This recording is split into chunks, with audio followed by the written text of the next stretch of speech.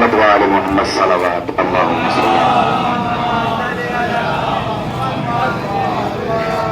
اعوذ باللہ السمیع العلیم من الشیطان اللعین الرجیم بسم اللہ الرحمن الرحیم الحمدللہ رب العالمین وصلی اللہ علی محمد وآلہ الطیبین الطاہرین اما بعد برادران اسلامی، آپ حضرات نے ابھی اس چوک میں کھڑے ہو کر ایک عظیم چیز سنی ہے کہ جو ہر روز کم سے کم 5 مرتبہ امت مسلمہ کی مسجدوں سے آواز آتی ہے، اور وہ ہے اذان کی آواز۔ کیا آپ بھی کچھ کہنے کی ضرورت ہے؟ حسین جیت گئے، یزید ہار گیا۔ یزید کا مقصد یہی تھا کہ امام حسین علیہ السلام جن اقدار کی پابندی کر رہے ہیں، پاسداری کر رہے ہیں، وہ مٹ جائے۔ لیکن کسی بھی انسان کی جیت اور ہار کا فیصلہ اس کے مرنے سے، زندہ رہنے سے نہیں ہوتا ہے، بلکہ اس بات سے لگایا جاتا ہے کہ اس کا مقصد زندہ ہے یا مٹ گیا ہے۔ اگر مقصد زندہ ہے تو وہ شخصیت زندہ ہے، اگر مقصد مٹ گیا تو وہ شخصیت بھی مٹ گئی ہے۔ امام حسین علیہ السلام کے حوالے سے یہاں پر موجود ہمارے برادران اسلامی، ہم آپ سے یہ نہیں کہیں گے کہ امام حسین کون ہے، ہمارا عقیدہ اور ماننا ہے، اور یہ حقیقت بھی ہے، ہر مسلمان امام حسین کو جانتا ہے، اور جو امام حسین کو نہیں جانتا وہ مسلمان ہی نہیں ہے۔ ایسا ہو ہی نہیں سکتا کہ کوئی مسلمان اور امام حسین کو نہ جانتا ہو۔ ہمارے ہندوستان میں نہیں، دنیا بھر میں سب جگہوں پر احترام جو کیا جاتا ہے وہ کیا جاتا ہے اس بات پر کہ اس کی نسبت کس چیز سے ہے۔ مثال کے طور پر اگر کسی کی نسبت گاؤں کے پردھان سے ہوتی ہے تو اس کا احترام ویسے ہی کیا جاتا ہے جیسے پردھان جی کا احترام کیا جاتا ہے۔ کسی کا بھی احترام، اگر شہر میں آپ جائیں، ایم ایل اے کے نزدیکی افراد جو ہے وہ کہتے ہیں ہمارا احترام کیجئے، کیوں کریں؟ اس لیے کہ ہم ایم ایل اے صاحب سے ان کے ریلیٹیوز میں سے ہیں، ان کے رشتہ داروں میں سے ہیں، ان کے متعلقین ہیں، ان کے لواحقین میں سے، اس لیے ان کا احترام کیا جائے۔ پردھان منتری جی سے اگر کسی کی بات چیت ہو تو اس کا روب سب پر رہتا ہے، اس لیے کہ پردھان منتری جی سے بات ہے۔ تو اب میں کسی قریے، کسی گاؤں، کسی بستی، کسی شہر کی بات اور کسی ملک کی نہیں کر رہا ہوں، بلکہ میں بات کر رہا ہوں اس عظیم شخصیت کی کہ جو کسی ملک کا بادشاہ نہیں تھا بلکہ رحمت للعالمین تھا۔ اب سوچئے تو صحیح، حسین کا مرتبہ کیا ہوگا جو رحمت للعالمین کی آغوش میں پلے بڑھے، جنہوں نے لعاب تہن رسول چوس کر اپنی غذا حاصل کی ہے نا۔ آپ اندازہ لگائیے کہ ہمارے یہاں احترام شخصیتوں پر تھوڑا ہی ہوتا ہے، ہمارے یہاں احترام ہوتا ہے اس شخصیت سے کسی کا تعلق کیا ہے، جیسا تعلق ہوتا ہے ویسا احترام ہوتا ہے۔ مسجد کے امام، ہر مسجد میں امام موجود ہے الحمدللہ، ان کا احترام کیوں ہو رہا ہے؟ اس لیے کہ دین سے ان کی نسبت ہے، دین سے نسبت ہے، اس لیے احترام ہو رہا ہے۔ ایک ذات اور ہے، سب آپ جانتے ہیں، نسبتوں ہی کا تو احترام ہے۔ ابو ہریرہ صاحب کیوں احترام ہو رہا ہے؟ حدیثیں بہت ساری ان سے آئی ہیں۔ میں بس یہ بتلانا چاہتا ہوں کہ ہمیں کیسے احترام کرنا چاہیے، کس کا احترام کرنا چاہیے، کس اعتبار سے احترام کرنا چاہیے۔ بڑا اچھا ہے واقعاً جو ہمیں حدیث دے اس سے احترام یہی ہونا چاہیے، اس کا احترام ایسے ہی شایان شان ہونا چاہیے، اس لیے کہ 4000 سے زیادہ حدیثیں ان سے کہاں صحیح ستہ میں موجود ہیں، تو لہٰذا آپ کہتے ہیں اس لیے ہم ان کا احترام کر رہے ہیں۔ تو عزیزان محترم، اگر آپ یہ پوچھیں کہ بھائی آپ کو جو اتنی ساری حدیثیں یاد ہیں،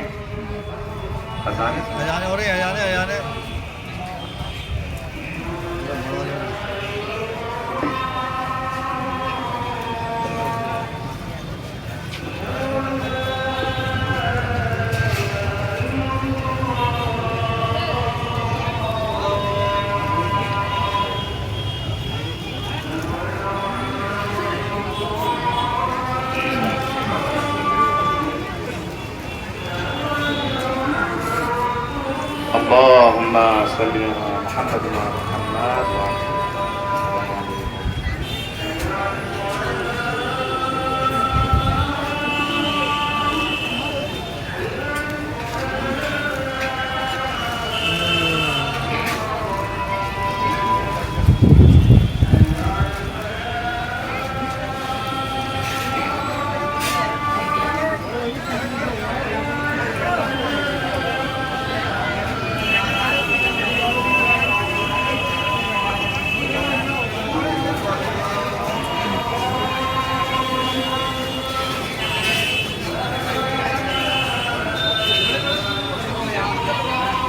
इलाहा इल्लल्लाह। तो हमारे यहाँ एहतराम किस चीज का? निस्बतों का एहतराम। मौलवी हो उसकी निस्बत का एहतराम। और अबू हुरैरा साहब इनका एहतराम क्यों? कि बहुत सारी हदीसें इनसे। अच्छा, अब हमने पूछा हदीसें क्यों? कहा हाफिजा बड़ा तेज था इनका। हमने पूछा हाफिजा इनका तेज कैसे हुआ? कहा जनाब असल में हुआ ये कि एक दिन अंसारी जो हैं वो रिसालत माब की बारगाह में दूध का प्याला लेकर आए। हुजूर सरवर पाक सल्लल्लाहु अलैहि वसल्लम ने नोश फरमाया और बाकी मानदा दूध आपने जमीन पर रख दिया। हुजूर सल्लल्लाहु अलैहि वसल्लम किसी काम में मसरूफ हो गए। बस जनाब अबू हुरैरा बढ़े और उन्होंने वो दूध पी लिया। चूंकि बाकी मानदा दूध था रहमतुल लिल आलमीन का, इसलिए ये तासीर उनकी जबान में आ गई। हाफजा इतना कवी हो गया चूंकि रिसालत माब का बाकी मानदा दूध पी लिया है। अब मेरा सवाल ये है कि दो चीजें हैं, एक है रिसालत माब का बचा हुआ दूध पीना और एक है जबाने रिसालत माब चूसना। तो भाई एक आदमी ने तो दूध पिया है, उससे इतनी हदीसें, तो अब जिसने मुसलसल रिसालत माब की जबान चूसी थे, मुसलसल 2 साल तक रिसालत माब जिसको जबान चुसाते रहे हों, आइए एहतराम हमें अपनों ही के जरिए से करना है। लेकिन बड़ी शख्सियत बतलाएगी ना, आलम इस्लाम की बड़ी शख्सियत है अबू हुरैरा साहब ने बतलाया हमें इमाम हुसैन का एहतराम करना चाहिए या नहीं करना चाहिए। अबू हुरैरा साहब को हमने तारीख की निगाह से देखा। अबू हुरैरा साहब एक कब्रिस्तान की तरफ जा रहे थे, एक जनाजे में शिरकत कर रहे थे। जनाजा जब कब्रिस्तान पहुंचा उसमें इमाम हुसैन भी शामिल थे। जनाब अबू हुरैरा आगे बढ़ने के बाद इमाम हुसैन से सलाम की, इमाम हुसैन को सलाम अर्ज किया। इमाम हुसैन ने जवाब सलाम दिया। जवाब सलाम के बाद अबू हुरैरा साहब मुतवज्जे हुए कि इमाम हुसैन की नालैन पाक पर गर्द बैठी हुई है। जल्दी से अपना वो रुमाल, अपना वो गमछा या वो चीज निकाली जिससे मुंह साफ किया करते थे और रहमतुल लिल आलमीन के बेटे की नालैन मुबारक को साफ करने लगे। ये अमल कौन दे रहा है हमें? आपको और हमें बता रहे हैं जनाब अबू हुरैरा हुसैन का एहतराम कैसा है, हुसैन का एहतराम कैसा है। यानी अपना रुमाल निकालकर नालैन पाक करने लगे, साफ करने लगे, गर्द गुबार से हटे हुई नालैन को साफ करने लगे। और किसी ने अगर पढ़ के पूछ लिया ये एहतराम तो किसी के साथ आपने किया नहीं, बस हुसैन ही का इतना एहतराम क्यों कर रहे हैं? तो बस एक जुमला है जो तारीख के दामन में है अबू हुरैरा साहब का। अबू हुरैरा साहब कहते तुम्हें क्या खबर, मैंने जो कितना बड़ा काम कर दिया है, जाहिरन तुम्हें छोटा लग रहा है। अगर अल्लाह मेरे इसी अमल को कबूल कर दे तो दुनिया और आखिरत के लिए काफी है। तो जिस हुसैन की नालैन इतनी अजीम हो कि जो दुनिया भी इंसान की बना दे, आखिरत भी बना दे, वो हुसैन कितने अजीम होंगे। आइए अब एक और बात करें। इमाम हुसैन और इमाम हसन दोनों रिसालत माब के फर्जंद है ना, फर्जंदे नबी है दोनों, रिसालत माब के बेटे हैं, सिब्ते अकबर हैं, सिब्ते असगर हैं। एक दिन सुना हुआ वाकया है, लेकिन इसलिए सुना रहे हैं जो आप मस्जिदों से रोज सुनते हैं, कभी उस पर गौर फिक्र भी तो क्या कीजिए। जनाब इमाम हसन मुज्तबा ने एक दिन जनाब अब्दुल्ला इब्न उमर से कह दिया कि आप हमारी बराबरी थोड़ा ही कर सकते हैं, हम मालिक हैं, आप गुलाम हैं, आप हमारी बराबरी नहीं कर सकते। जनाब अब्दुल्ला आए वालिद मोहतरम के पास, आने के बाद का बाबा जान हमें गुलाम ज़्यादा कह दिया है, हमें ये कह दिया तुम भी गुलाम हो, तुम्हारे बाबा भी गुलाम थे। अब जो तारीख के दामन में जुमला है वही आपकी खिदमत में पेश कर रहा हूं। फौरन जो जनाब उमर ने कहा बेटा एक काम कीजिए, कागज कलम ले जाइए, लिखवा कर लाइए। का बाबा क्यों? का इसलिए कि अगर उन्होंने लिख कर दे दिया तो वाकयान अगर हम इनके गुलाम बन गए तो दुनिया भी हमारी हो जाएगी, आखिरत भी हमारी हो जाएगी। तो लिहाजा ये बता रहे हैं, कौन बता रहे हैं आपको और हमें? ये बड़ी शख्सियतें बता रही हैं इमाम हुसैन का एहतराम किया जाए। तो लिहाजा इमाम हुसैन का एहतराम कीजिए, शख्सियतों को समझिए, पहले वो शख्सियत समझ में आए फिर समझिए कि इमाम हुसैन अलैहिस्सलाम का मर्तबा क्यों है, कितना बड़ा है और क्यों ये मर्तबा है। हमने कहा इस वजह से इमाम हुसैन का मर्तबा चूंकि रिसालत माब से आपको निस्बत है। आइए अब ये जो इमाम हुसैन अलैहिस्सलाम के एहतराम में हमने ये जुलूस निकाला, कुछ लोग कहते हैं जुलूस नहीं निकलना चाहिए। क्यों नहीं निकलना चाहिए भाई? ये हम कर रहे हैं काम, आप थोड़ा ही कर रहे हैं। सीना हमारा है, हाथ हमारा है, जंजीर हमारी है, कमर हमारी है, सर हमारा है, हाथ हमारा है, अलम हमारा है, हम उठा रहे हैं। आपको क्या परेशानी हो रही है? असल में परेशानी कहाँ है, बस ये बतलाना है। आइए मैं आपको तारीख के झरोके दिखलाऊं। एक साथ थोड़ा सा पीछे चलिए, कई हजार साल पहले जनाब यूसुफ अलैहिस्सलाम जिनको सगे भाइयों ने कुएं में डाल दिया था, جب جناب یوسف علیہ السلام کے پاس پہنچے تو اس وقت جناب یوسف نے ان کو اپنا تعارف کرا دیا. تعارف کرانے سے پہلے کی بات ہے یہ, جناب یوسف نے ان سے کہا کہ آج کے بعد جب جتنا دن آپ یہاں رہیں گے ہمارے پاس کھانا کھائیں گے, اور جب ہمارے پاس کھانا کھائیں گے تو ہمارے ساتھ ہی میں آپ کو بیٹھنا ہے. کہا اچھا ٹھیک ہے. اب اس حجرے میں لے کر گئے کہ جس حجرے کو مرصع کیا گیا تھا اور تصویروں سے سجایا گیا تھا. تصویریں کیا بنی ہوئی تھی؟ تصویر یہ تھی کہ ایک بچہ ہے, کچھ لوگ اس کو مل کر کنویں میں ڈال رہے ہیں. کبھی اس کا کرتا اتارنے والی تصویر تھی, کبھی جو ہے اس کو تماچا لگانے والی تصویر تھی, ہے نا. یہ تصویریں بنی ہوئی تھی. جناب یوسف نے سب کو اسی حجرے میں بٹھایا اور کھانا کھانے لگے. انہوں نے کھانا کھاتے ہوئے جیسی نظر ان تصویروں پر پڑی تو کہنے لگے یوسف ہم آپ کے ساتھ یوزارسی کیا جو بھی نام لیا ہو ابھی تک پہچانتے نہیں تھے. کہنے لگے کہ دیکھیں بادشاہ سلامت بات ایسی ہے, آپ کھانا کھلا رہے ہیں, آپ کا بڑا کرم ہے, بڑا احسان ہے, لیکن اگر کھانا کھلانا ہے تو اس کمرے میں نہ کھلائیے, اس کے علاوہ کھلائیے کہیں اور لے جا کر. کہا کیوں کھلوانا ہے, کیوں نہ کھلائیں آپ کو یہاں کھانا؟ کہا اس لیے کہ ہم جب ان تصویروں کو دیکھ رہے ہیں تو ہمیں کچھ یاد آ رہا ہے, تو ہمارے جلوس کو دیکھ کر کچھ لوگوں کو بھی کچھ یاد آتا ہے.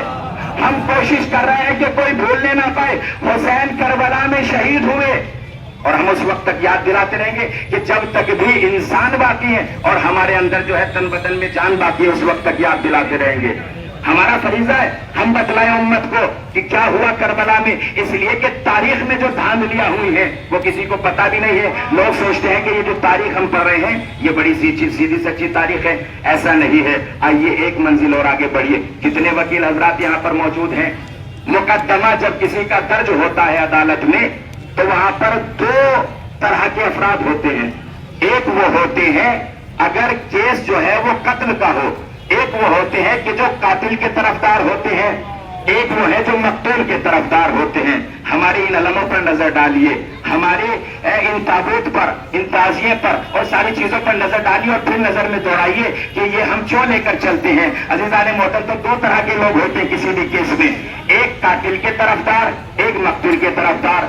مقتول کے طرفدار جہاں بھی جاتے ہیں, جس جگہ بھی بیٹھتے ہیں, جس راستے میں بھی ہوتے ہیں, کہیں پر بھی ہو, گھر پر ہو, باہر ہو, وہ اپنے مقتول کی بات کرتے ہیں اور وہ کوشش کرتے ہیں جو ایویڈنس ہے شہادت کے, جو ایویڈنس ہے قتل کے, وہ فنا نہ ہونے پائے. دنیا کو دکھاتے ہیں, دنیا کو دکھاتے ہیں, دنیا کو بتلاتے ہیں کہ مقتول ایسے مارا گیا, مقتول ایسے مارا گیا, مقتول ایسے شہید ہوا, اور ان ایویڈنس کو دنیا کو دکھلاتے ہیں. وہی دوسرا کردار ہوتا ہے قاتل والوں کا. وہ کوشش یہ کرتے ہیں ایویڈنس باہر نہ آنے پائے, کسی سے بات نہ کی جائے, بس اب دنیا ہمارے انداز سے دیکھ لے.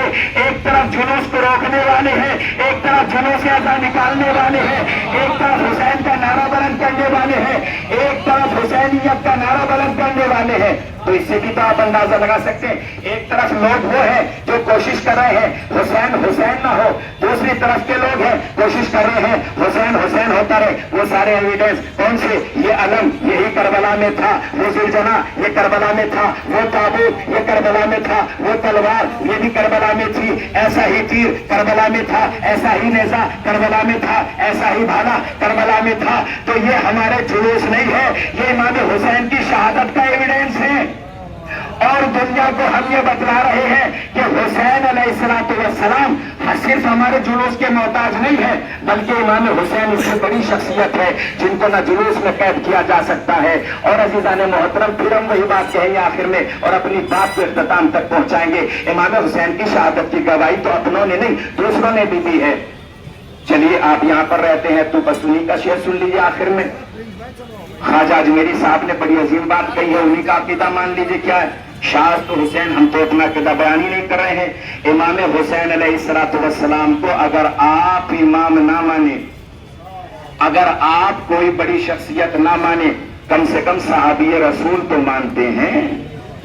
صحابی رسول کا جیسے احترام ہوتا ہے امام حسین کا ویسے احترام ہونا چاہیے. اور شاید یہی نظر میں تھا خواجہ اجمیری صاحب کی جو انہوں نے کہا تھا شاہ است حسین. حسین کو معمولی چیز نہ سمجھیے, حسین شاہ ہے. کیوں؟ ساری کائنات کے تو شاہ رسول ہے نا بھائی, رسول ہے دین اور دنیا کے مالک. لیکن کیا کہہ رہے ہیں خواجہ اجمیری صاحب؟ شاہ است حسین. بادشاہ حسین شاہ جو ہے وہ حسین ہے، کیوں؟ اس لیے کہ وہ جانتے تھے کہ رسالت مآب نے ارشاد فرمایا حسین و منی و انا من حسین، میں حسین سے ہوں اور حسین مجھ سے ہے۔ تو لہٰذا اگر ہم حسین کی خصوصی نسبت کو سمجھ لیں کہ حسین سے رسول ہیں، تو ہمیں بھی یہی کہنا چاہیے ہم حسین سے ہیں، ہم حسین سے ہیں، ہم حسین سے ہیں۔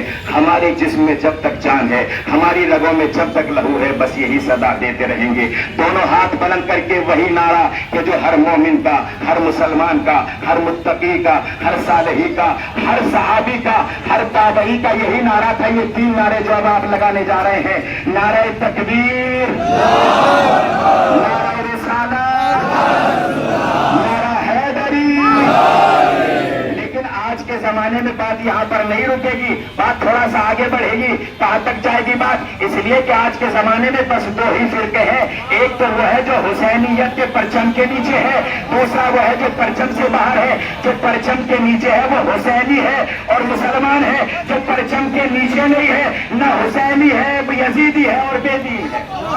تو لہٰذا دونوں ہاتھ بلند کر کے خدا کا لعنت پائے کیا حسینیت، حسینیت، یزیدیت، یزیدیت اور محمد وآل محمد صلوات۔